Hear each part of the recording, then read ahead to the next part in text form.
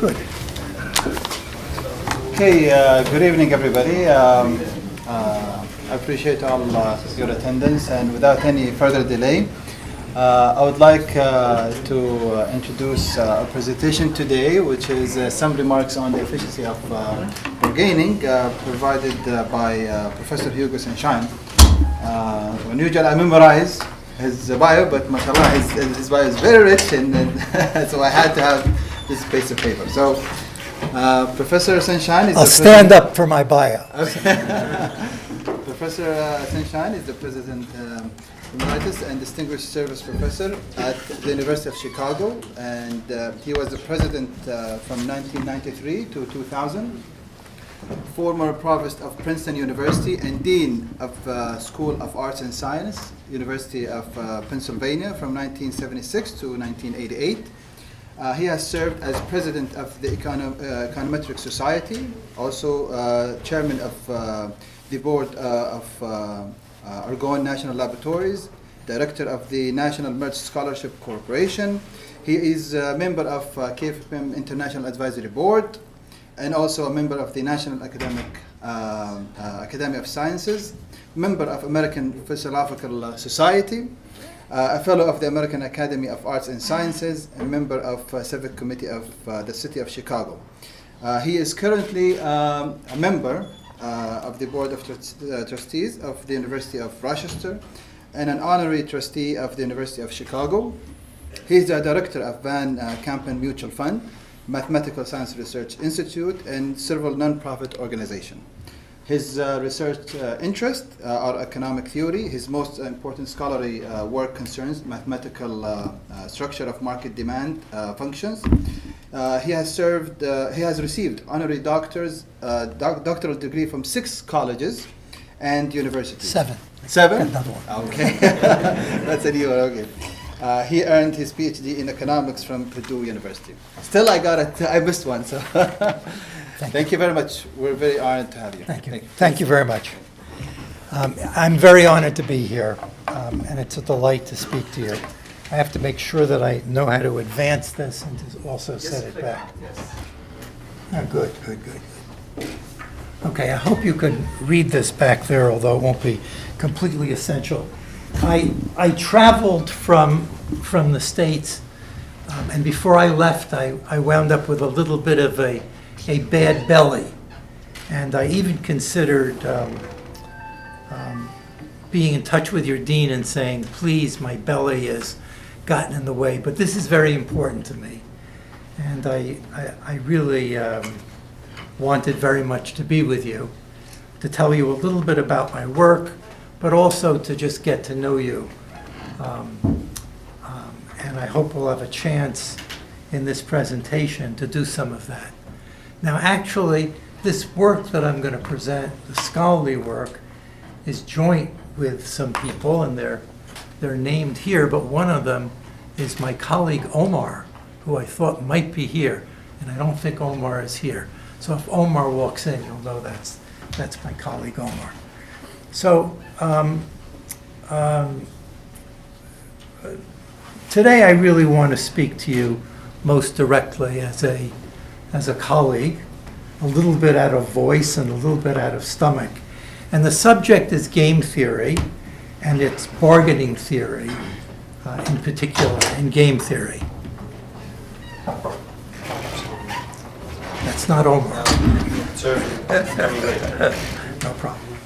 So the co-authors of this work, and what I'm going to do is only peripherally speak about this research work, but the co-authors are Matt Jackson of Stanford University, very distinguished economic theorist who was my student at Princeton, actually, and I-Ching Tsing of Johns Hopkins University, who's Matt's student, and Omar Al-Ubaidi from Bahrain, who's a Chicago graduate, and Christos Tambassos.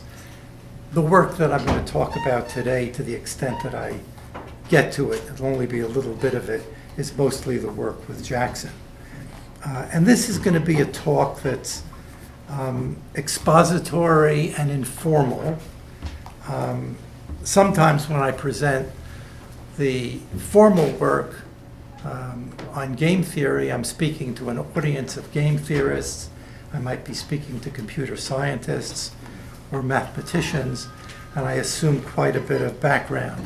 But when one speaks to a management school, then there are usually some people who are in finance. Who's in finance? Who's in accounting? Who's sort of an applied mathematician, statistics kind of thing? Who's an economist? Okay. So you have different sorts of backgrounds. And this is going to be a talk that really understands the fact that you come to this kind of presentation with different backgrounds. Now, the title of this talk reflects what it's really about in terms of the substance.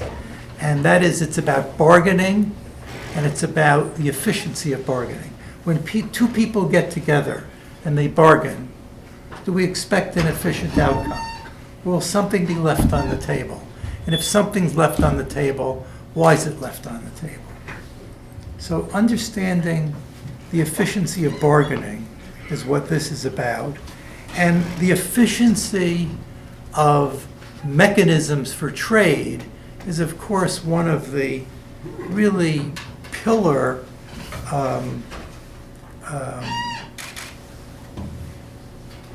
questions in all of economics.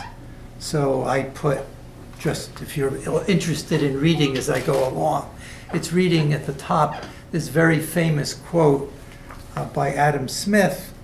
Every individual neither intends to promote the public interest nor knows how much he's promoting it.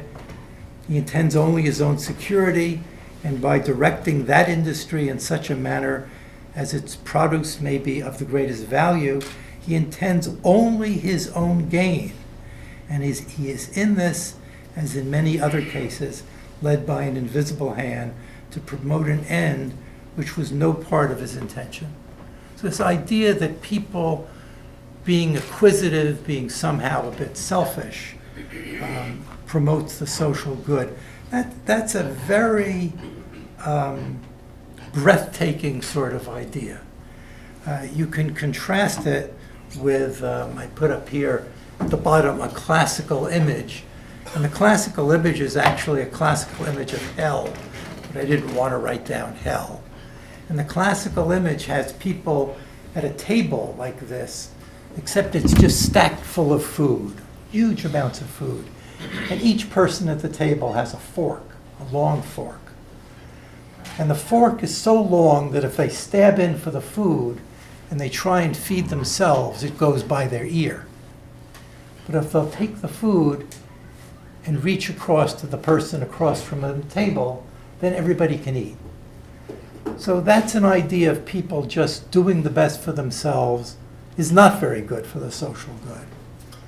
And I'm sure that in your culture, there are many, many examples of this, that one is supposed to be helping others. One is supposed to be motivated by helping others. So even just the very idea that doing the best for oneself can promote the social good has a kind of, it's not obvious, kind of counterintuitive. It was a big thing when Adam Smith wrote this down. There's a wonderful, wonderful short story in my own culture called The Gift of the Magi, and it happens at Christmas time, and the story is of a couple, a man and a wife, very much in love, and she has very beautiful long hair, and he has a watch that he loves.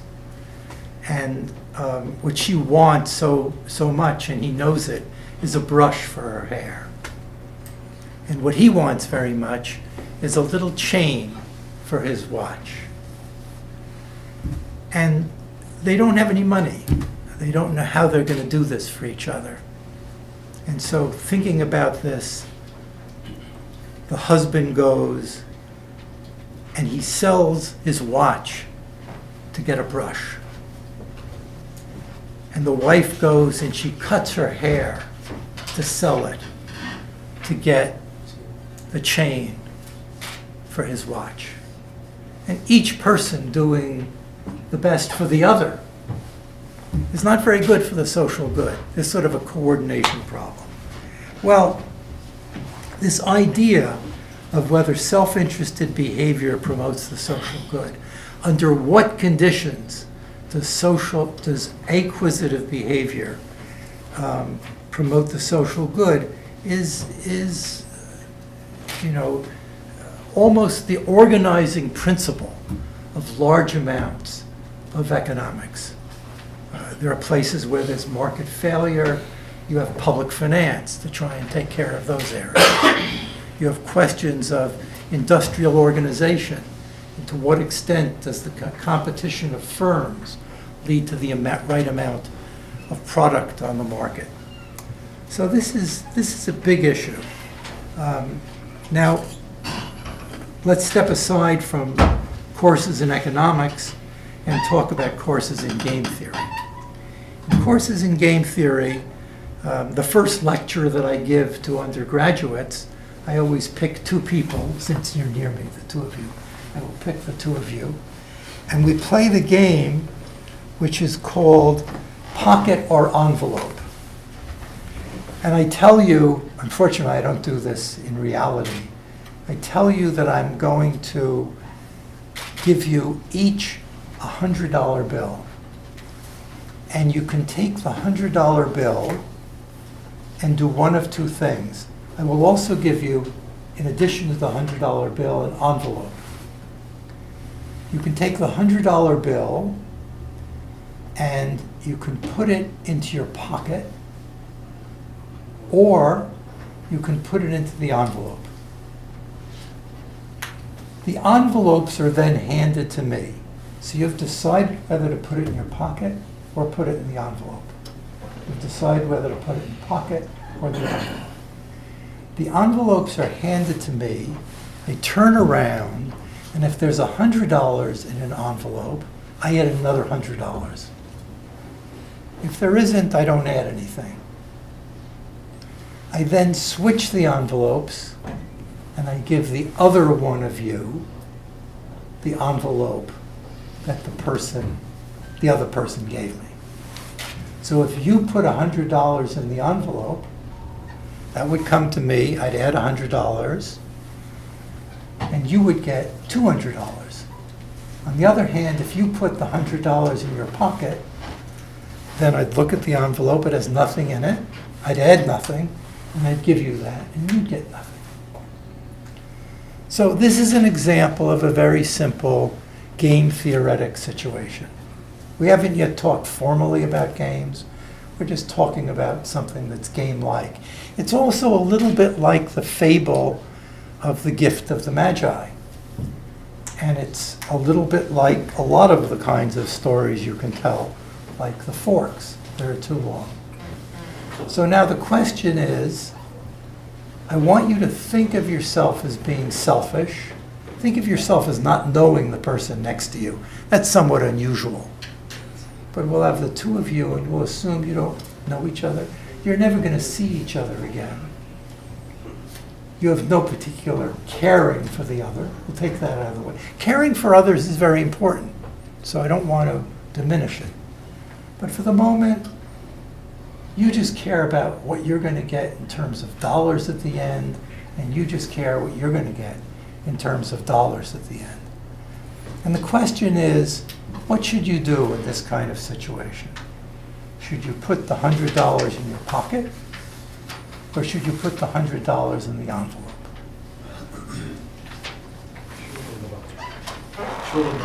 Surely in the pocket. Surely in the pocket.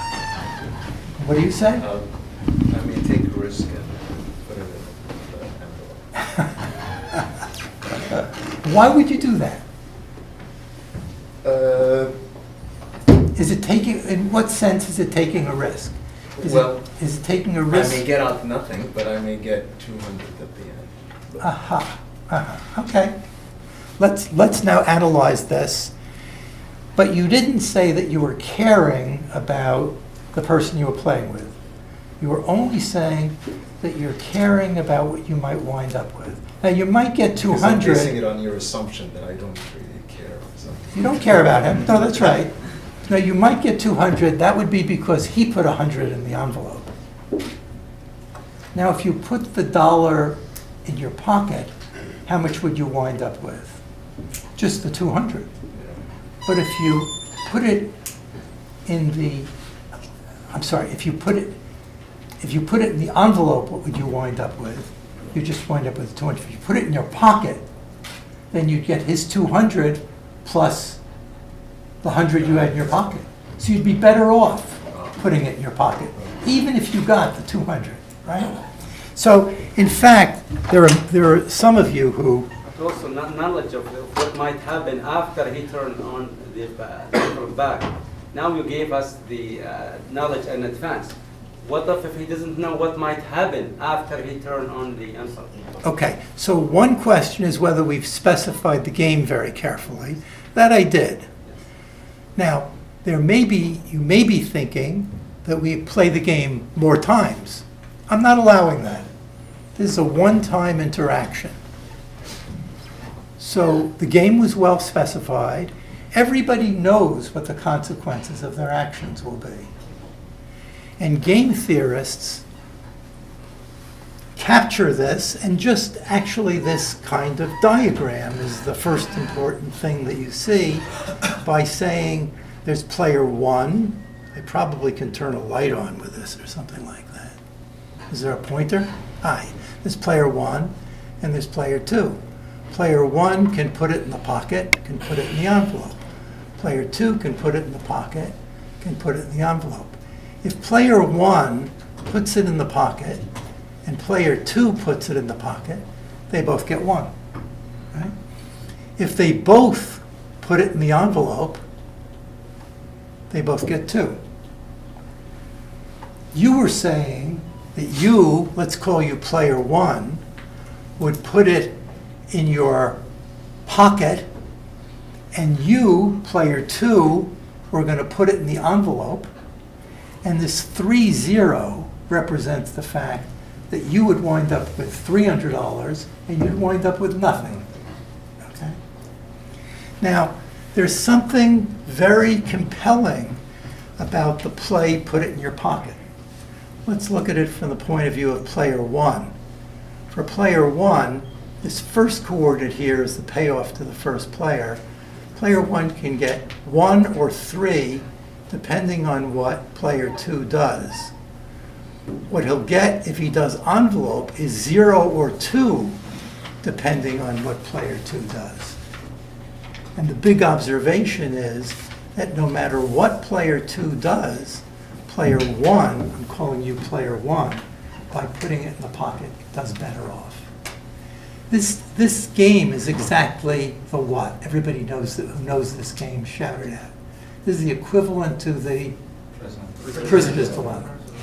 It's a nice way of teaching the prisoner's dilemma. You may forget the prisoner's dilemma, you'll never forget pocket or envelope. It's a very easy story, okay? So this is a kind of first story, and it's the opposite of the Adam Smith idea, right? This is just, so what you're getting is sort of the idea that, well, you know, people doing the best for themselves promotes the social good.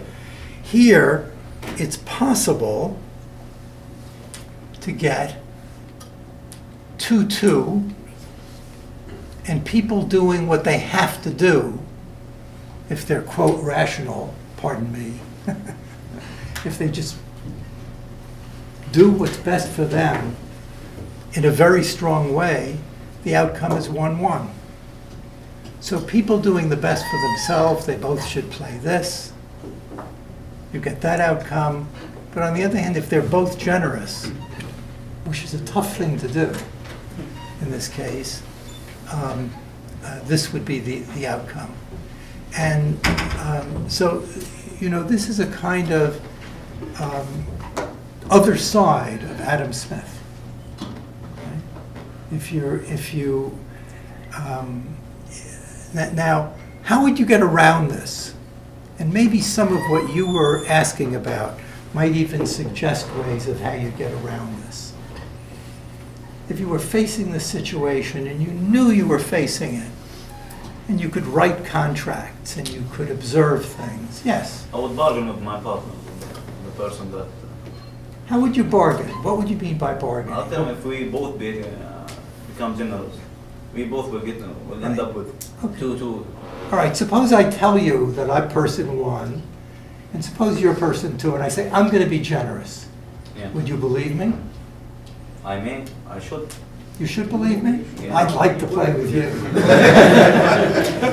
I'd like to. But if we could write a contract, right? Yeah. If we could say that somebody else is going to observe both of us, and we both agree that if we don't play E together, then we forfeit twice the amount that we win. That contract and that kind of mechanism, the kind of device would get us around It this. also may depends on the previous experience with. And it could be that we play this many times. Exactly, because for example, if I Right. play with you in the first place and you were a bit less generous than I expected, how could I trust you to be more generous in the second place? Right, so if we, and in fact, not only that, if I sat down the two of us, well, let's sit you down with the person next to you, to play this over and over and over again, then you could see whether the other person was putting it in the envelope Exactly. or not, because you'd see the outcome. And so what game theorists do is, in fact, they study this with repeated play, which is an interesting, and they do it experimentally, and they do it theoretically. There's a bit of a problem, and that is if you do this theoretically, you can get lots of outcomes. You can get lots of outcomes. One of the things that's very strong about Prisoner's Dilemma, defining it exactly as I did, you don't know each other, you'll never see each other again, you don't see each other when you do this. It's very compelling that you're going to get the outcome 1-1. Should also tell you that when people do experiments with exactly that kind of framework, sometimes you don't get both people playing hard. There's a kind of built-in, it's not right for me to do what gives me the biggest return. So, and that's an interesting fact. Okay, so, Professor, yes. are you questioning the rationality or the assumption of rationality in your discussion here? So not really. What I want to do here is let's just put that aside and just define rationality as getting the largest payoff that you can get. I'm willing to do that. I think there are real questions of what means rationality and what people can process. And if you start doing this with repeated games, it gets particularly interesting. But just for the one shot, I'd be willing to say that these aren't dollars, these are utility numbers, and people are maximizing utility. And if they're maximizing utility and it's a one-shot situation, then playing pocket is very, very strong, because playing pocket means that, look, if the other person plays pocket, you get 1 instead of 0. If the other person plays envelope, you get 3 instead of 2. So I'm willing to call these utilities, but there's a whole lot of interesting questions in terms of what do you mean by rationality, and I'm not speaking about that today. But that's actually another question, but I would love to hear your definition of rationality. I asked many actually famous professors like you about, and each time I get a different definition. So I'm not going to do that today, but I'll do it afterward today. But it's a good question, and it's a question on which one can make a career, because there are lots and lots of ways of modeling rationality and definitions of rationality. And actually all I can do is point you to these different ones. And they all have their satisfactory parts and unsatisfactory parts. So excuse me, I'll... Quick question on this. Yes, So all yeah. this model assumption is a perfect information, right? So Yes, we and are we're not gonna get- assuming any asymmetric information. We're going to get to that. You're ahead of me. We're heading there. We're heading there. That's a very interesting question. Before we get there, I want to get back to bargaining. So we haven't yet talked about bargaining, although you started introducing bargaining. They could sort of, they could sort of say, look, if we do the right thing, we have 4 to split. Now let's bargain about how we'll split it. Let's sign a contract. Let's head a little bit off of that direction. So the question now is bargaining. What does game theory have to say about bargaining? Now, this question was started by John Nash, and it goes under the name of the Nash program. So John Nash said, look, this is the simplest problem I can think of. We have $1 to divide. It's the two of us. What's going to happen? Okay. And he wrote some terrific pioneering papers on that. And that was the beginning of what's called the Nash program. What I'm going to do is talk about something a little bit different than what Nash did, and it's what Rubinstein and Stahl did. Those are two different people, Ariel Rubinstein and Stahl. And what they did was they emphasized the idea that there's some kind of an impatience when we bargain. So we have $1 to divide, okay? Or we have $1 to divide, or the two of you have $1 to divide, and you're impatient. So if you start talking about how the division is going to go, or trying to sign a contract, then the amount of that time that takes, the dollar is depreciating. So we can make that explicit by saying that, for example, a dollar tomorrow is worth only 99 cents today. Okay, that's a small discount factor. Gets a little nicked if you get it tomorrow instead of today. And what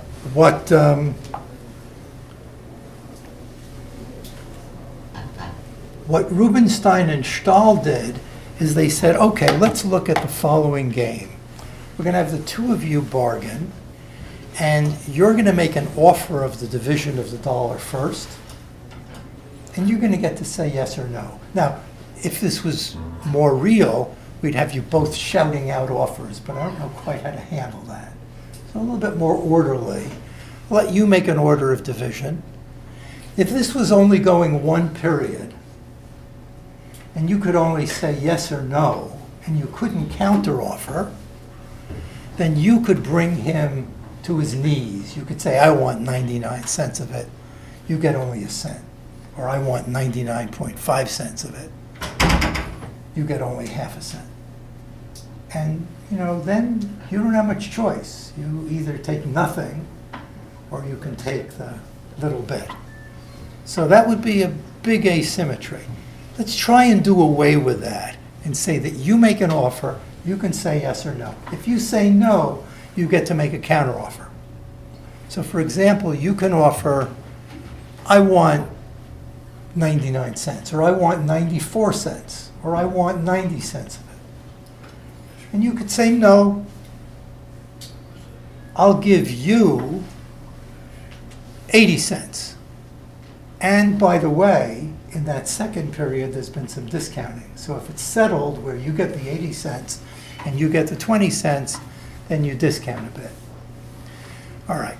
Well, what Rubinstein did, Stahl had sort of got this game idea started, was consider the game where you offer, you can say yes or no, you offer, you can say yes or no, and it goes on without limit.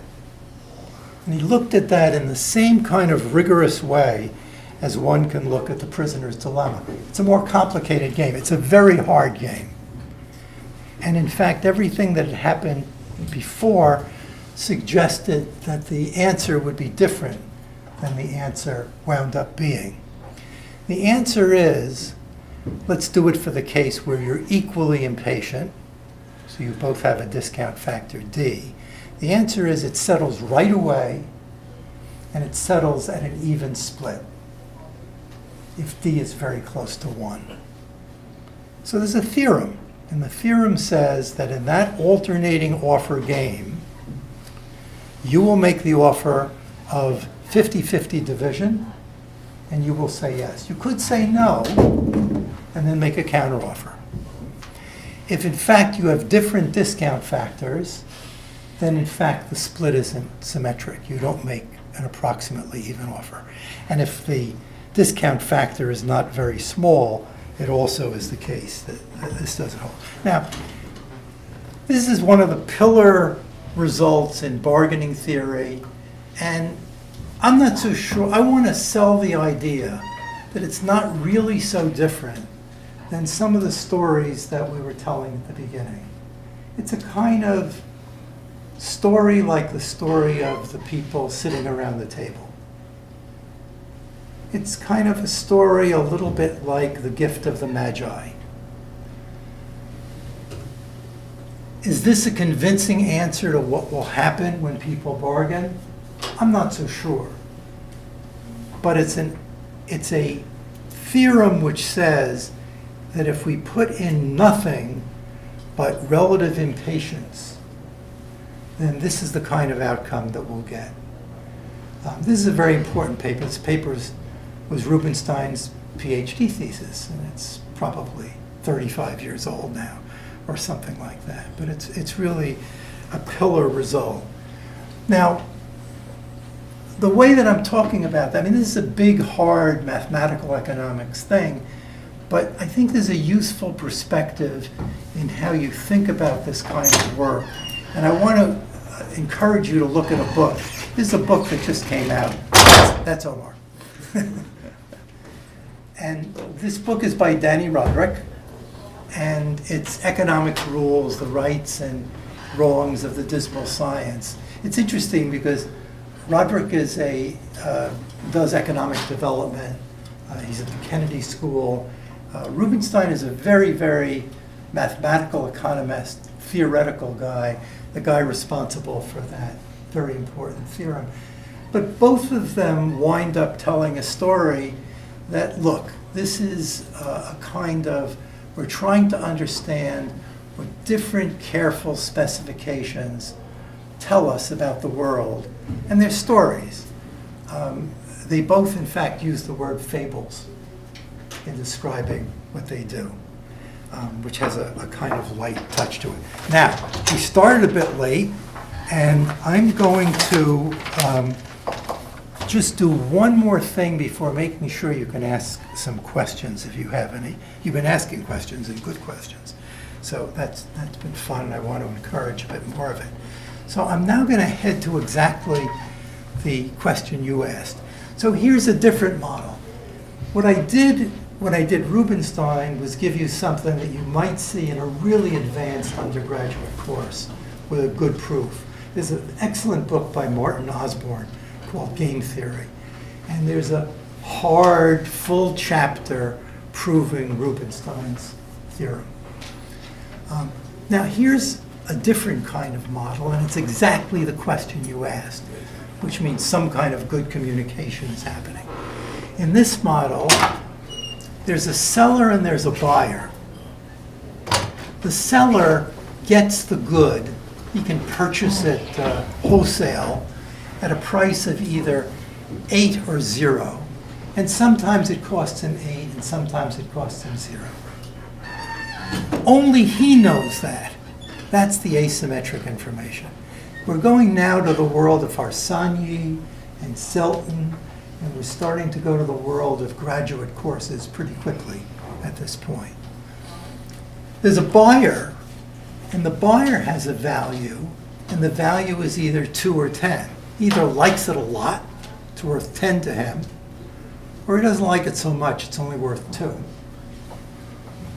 The seller gets it for either 0 or 8.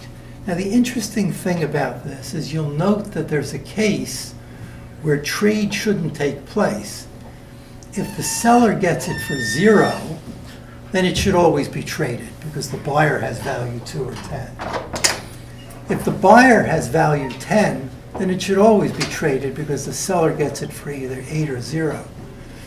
But if the seller has to pay 8 for it, and the buyer only values it at 2, that's a case where trade shouldn't take place. Okay? Now we can play the same kind of game that the two of you are playing, except it's now asymmetric information. It's what you were calling for. Okay? So now you're going to be the seller, and you're going to make an offer to the buyer. Now, I want you to think about this. Let's say you're a seller who's a 0. You got this very cheap. You're thinking of a price to call out to him, and you don't know whether his value is 2 or 10. What goes through your head?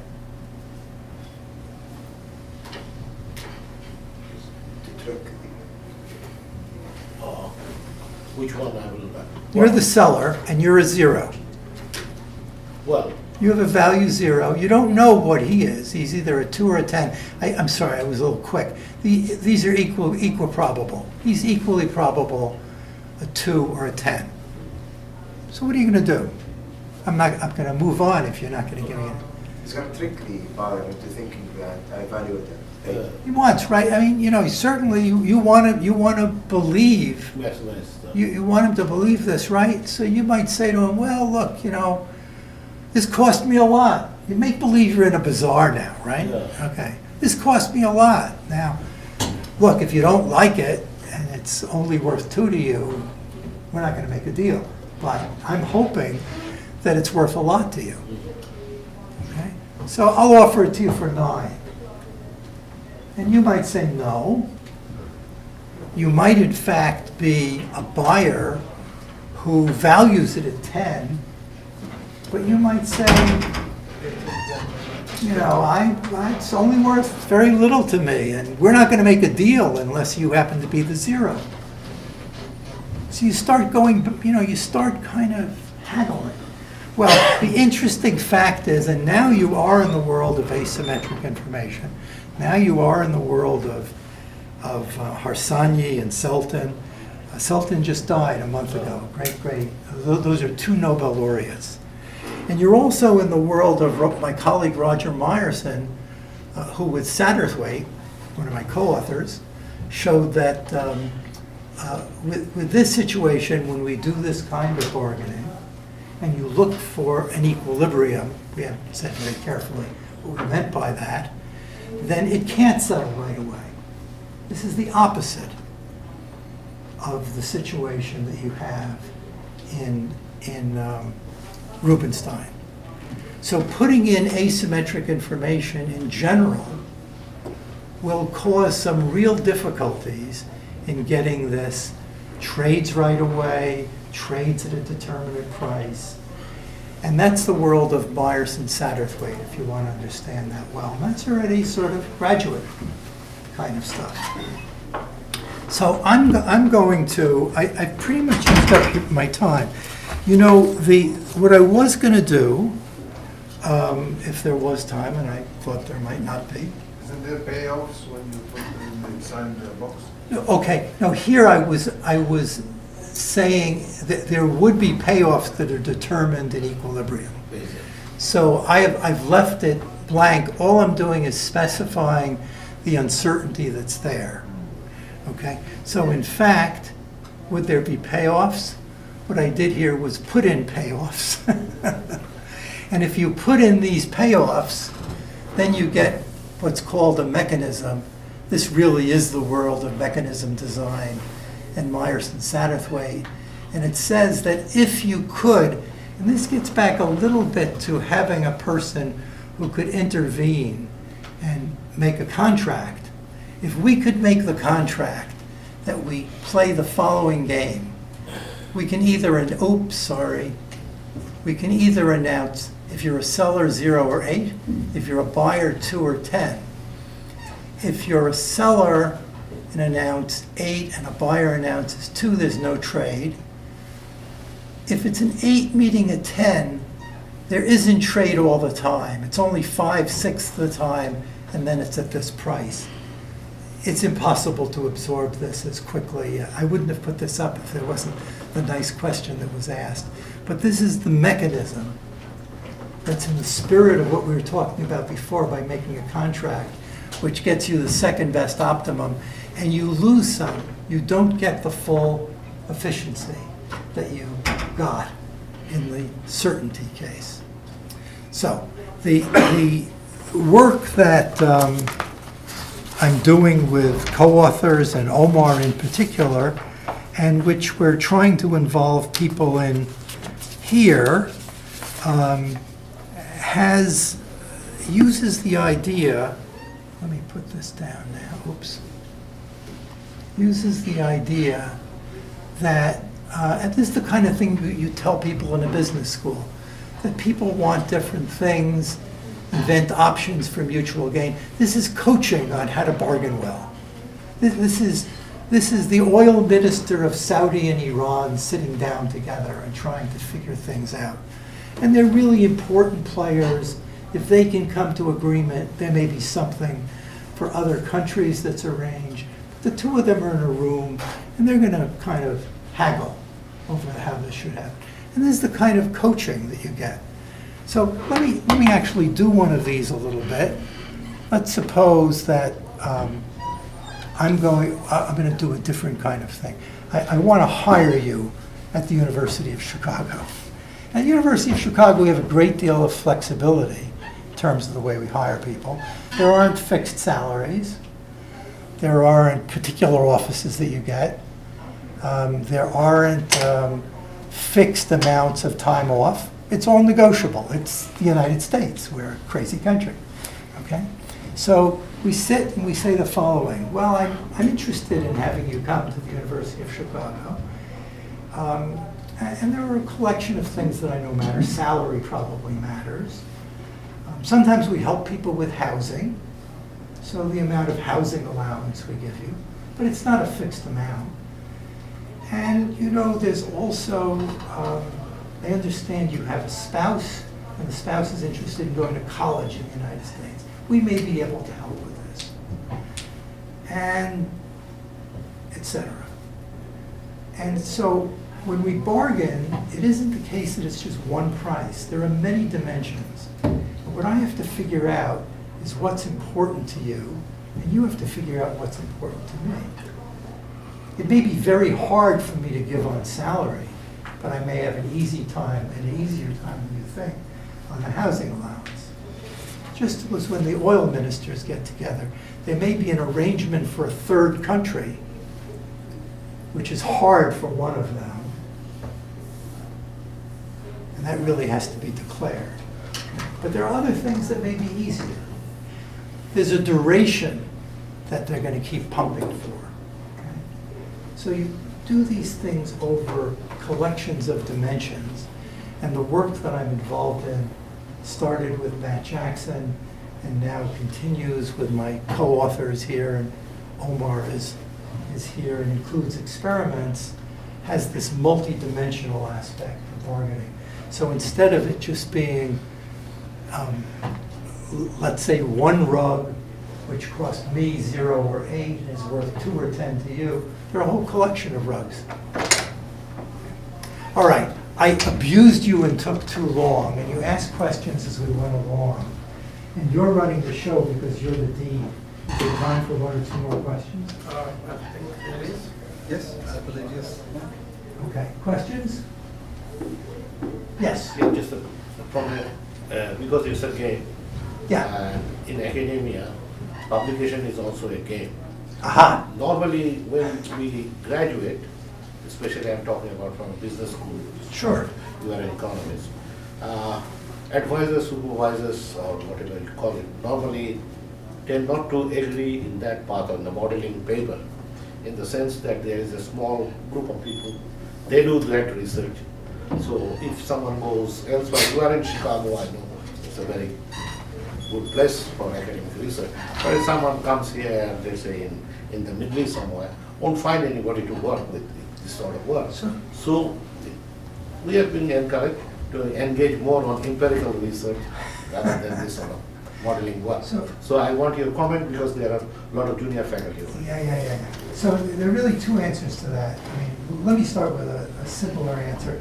You know, before you get to even game problems, there are hard decision theory problems. And your problem sounded like a decision theory problem more than a game theory problem. You were describing a situation where you think you know the rewards of doing different things. And implicitly, I think you were also telling me something about your talent or what you estimate your talent to be.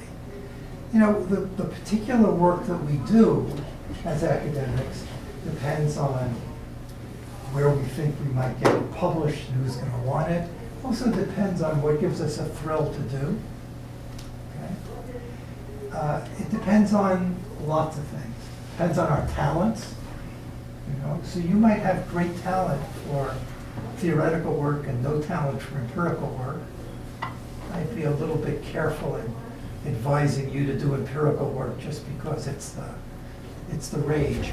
But what I do want to do is I want to go back to this Roderick paper. That really talks about what's going on right now in terms of the economic marketplace. There's lots of room for doing great empirical work. There's a lot of room for doing good theoretical work. But there are also consequences to the decisions that we make. And not only are there individual choices to make, but schools have to decide what's important for their students to learn. And it's a bit complex. I like to think of the very best contributions to economics, the really pillar contributions, as often either being theory where you're going to really use it empirically, or empirical work that has theory in it. Those who do this research, they told, I know some of them, they say that if the reviewer, referee, finds a problem on your assumptions, the paper is gone, there is no opportunity for revision. The safe side of empirical research, if there is a problem, you can add data, you can change things, and then you can come up with, revise the paper. So it's a kind of risk is too much. And also another thing with what we heard, it's a small group of people, they do this analytical research or modeling research, Yeah. and sometimes they know each other and they review their papers. You are a senior academic and we'd like to hear something. Now, so I think that goes on in both empirical work and in theoretical work. You know, if you really want to do, and you aspire to work of the highest quality, and you should aspire to work of the highest quality, then it's not an easy road. It's very competitive, very smart people, and to do something that's really original and